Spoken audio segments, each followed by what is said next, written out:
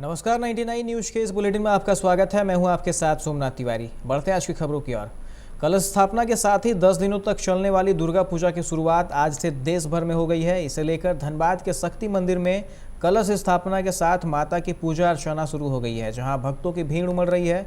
गुरुवार से शारदीय नवरात्र की शुरुआत हुई। समस्त मंदिरों, पूजा पंडालों में विधि विधान से कलश स्थापना कर माता की प्रथम पूजा शैलपुत्री की आराधना की जा रही है।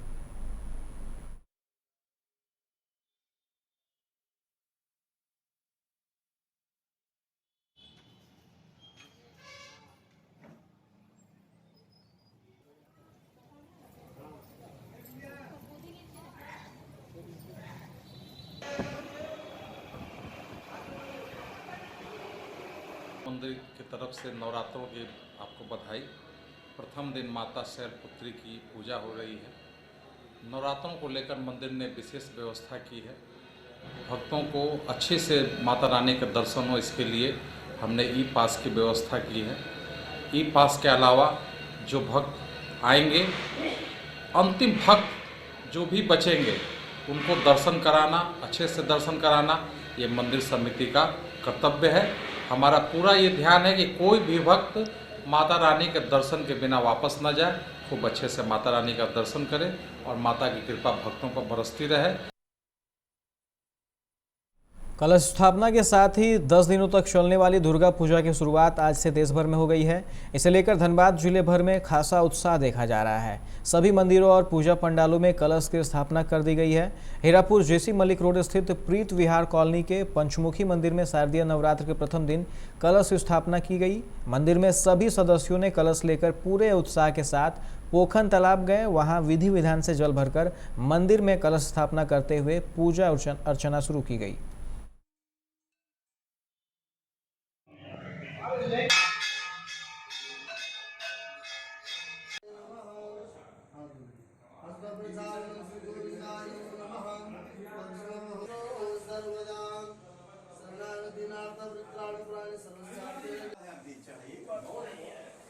उसमें ठीक नहीं लग रहा है, कल सब फोटो जाएगा एक ही में तो।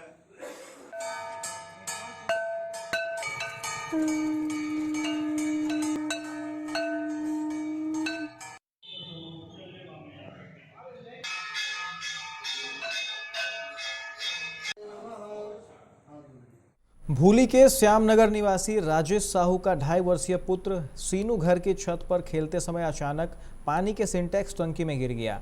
इस हादसे में उसकी मौत हो गई। परिजनों ने बताया कि वह अपनी 4 वर्षीय बहन के साथ छत पर खेल रहा था। छत पर ही पानी का टैंक था। टैंक के बगल में ही कुछ ईंटें रखी हुई थी। खेलने के दौरान सीनू उस ईंट पर चढ़कर टंकी में झांकने लगा। इसी दौरान वह टंकी में गिर गया। टंकी में गिरने के बाद सीनू की बहन ने उसे निकालने की कोशिश की। थोड़ी देर बाद उसने किसी तरह अपने भाई को टंकी से निकाला और नीचे आकर घर वालों को इसकी जानकारी दी।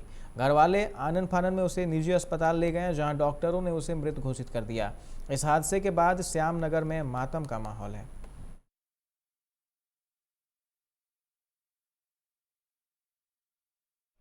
धनबाद जज उत्तम आनंद की मौत के मामले में झरिया की कांग्रेस विधायक पूर्णिमा सिंह के देवर हर्ष सिंह से सीबीआई अधिकारियों ने लंबी पूछताछ की।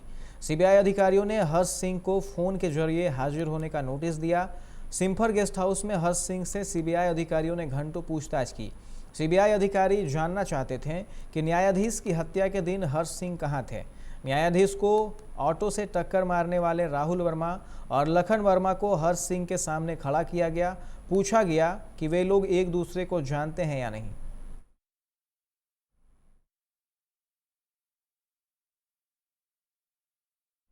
निरसा के कुमारदुबी ओपी क्षेत्र के कैंप ऑफ फिजिकल कल्चर में बीती रात चोरों ने खिड़की तोड़ करीब 1 लाख रुपए की एक्सरसाइज करने वाले सामानों की चोरी कर ली। इसका पता उस समय लगा जब सुबह स्थानीय लोगों ने एक्सरसाइज करने कैंप पहुंचे थे।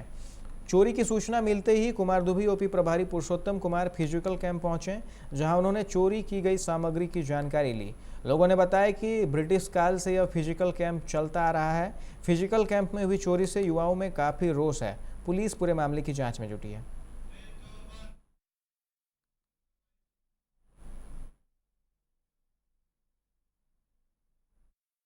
बाहर से रॉड को काट करके उसमें तो जीम उम वाला था, सामान ले गया। लेकिन थाना से महज कुछ ही दूरी में रात्रि गश्ती आपकी क्या कर रही थी, जो कि आए दिन यहाँ चोरी की घटना आम हो गई है? आम तो नहीं हो गई है, 4 महीना के अंदर में ही वो घटना घटी है। नहीं तो फिर भी तो आप फिर इसके भी लिए क्या जो चोरी हुई है? अरे बाहर से धनबाद उपायुक्त आवास से एनजीओ संस्था केयर और स्वास्थ्य विभाग के संयुक्त कार्यक्रम के तहत कोविड-19 एक्सप्रेस टीकाकरण रथ को आज उपायुक्त ने हरी झंडी दिखाकर रवाना किया।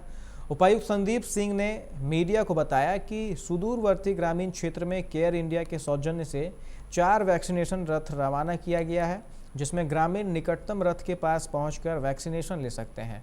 यह रथ जिले के अलग अलग स्थानों पर जाकर छूटे हुए लोगों को कोरोना का टीका देगी।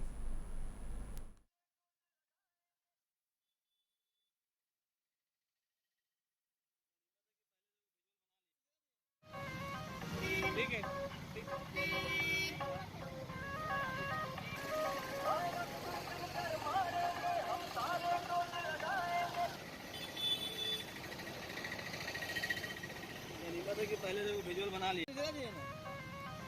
ठीक है।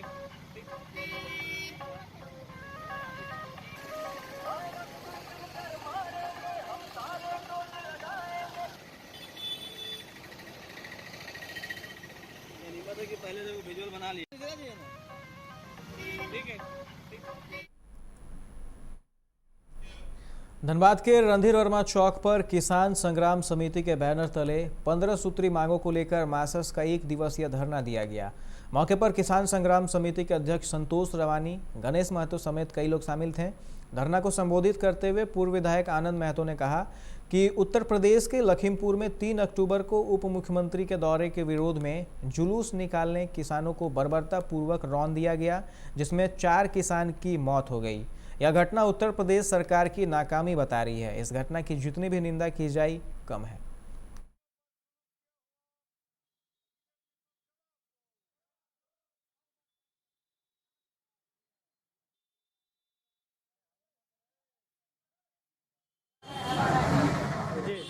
उत्तर प्रदेश के लखीमपुर खेड़ी में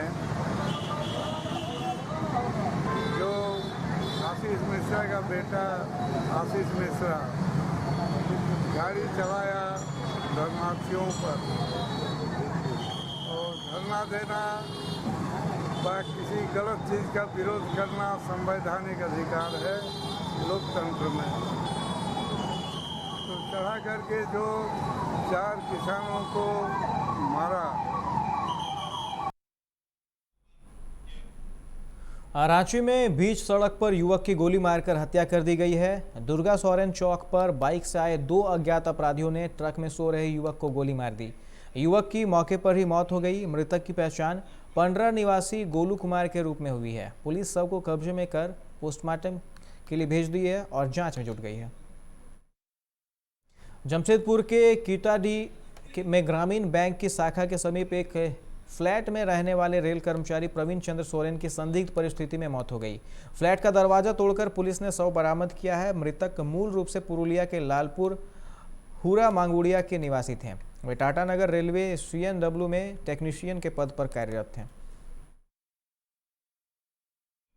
बिहार पंचायत चुनाव में तीसरे चरण में 3144 प्रत्याशी निर्विरोध निर्वाचित हो चुके हैं। सबसे अधिक 3020 पंच निर्विरोध निर्वाचित हो गए। इसी तरह से पंचायत समिति सदस्य के 3 पदों पर भी निर्विरोध निर्वाचन हो गया है। यह निर्वाचन तीसरे चरण के 35 जिलों के 50 प्रखंडों में हुआ है। इन सीटों पर 8 अक्टूबर को मतदान होना है। पटना के दुल्हिन बाजार के लाला भदसारा गांव के पास बिहटा मुख्य सड़क पर डंपर ने मोटरसाइकिल सवार 2 लोगों को कुचल दिया। इस हादसे में एक बाइक सवार की मौत घटनास्थल पर ही हो गई, जबकि दूसरा गंभीर रूप से घायल हो गया। घायल को PMCH भेजा गया, वहां उसकी स्थिति गंभीर है। घटना के बाद डंपर का ड्राइवर गाड़ी छोड़कर फरार हो गया। हालांकि पुलिस ने डंपर को जब्त कर लिया है। सारण के मढ़ौरा में निजी कंपनी के कर्मचारी से 40 लाख रुपए लूट के मामले में पुलिस को सफलता तो मिली है, लेकिन घटनाक्रम अब दूसरी ओर मुड़ गया है। पुलिस ने भेल्दी थाना क्षेत्र के खारदरा में छापेमारी कर सोनू पांडे के घर से 6 लाख रुपए और उसके पिता चंदेश्वर पांडे को गिरफ्तार किया है। वहीं उसकी मां और बहन की लाश मिली है। सोनू फिलहाल फरार है। मुजफ्फरपुर में अपराधियों ने एक बार फिर पुलिस को खुली चुनौती दी है। सकरा थाना क्षेत्र के चौसीमा मलंग के समीप सरेआम पूर्व मुखिया प्रत्याशी मनोज बैठा पर अपराधियों ने ताबड़तोड़ फायरिंग कर दी। मुखिया प्रत्याशी मनोज बैठक को गोली बाह में लगी। वे जान बचाकर वहां से चीखते चिल्लाते भागे। अपराधियों ने पीछा भी किया, लेकिन गांव के लोग शोर सुनकर जुटने लगे तो अपराधी भाग निकले। दुर्गा पूजा की कलश स्थापना को लेकर अहले सुबह से ही श्रद्धालु उमड़ रहे हैं। आज सुबह से ही बक्सर जिले की सामरेखा घाट और चौसा के महादेवा घाट पर हजारों की संख्या में श्रद्धालु पहुंचे। श्रद्धालुओं ने रामरेखा घाट व महादेवा गंगा घाट पर स्नान करके पूजा अर्चना की। वहां से कलश स्थापना के लिए गंगा जल लेकर वे अपने घर चले गए। इस बुलेटिन में फिलहाल इतना ही। तमाम खबरों के लिए आप देखते रहे 99 न्यूज। नमस्कार।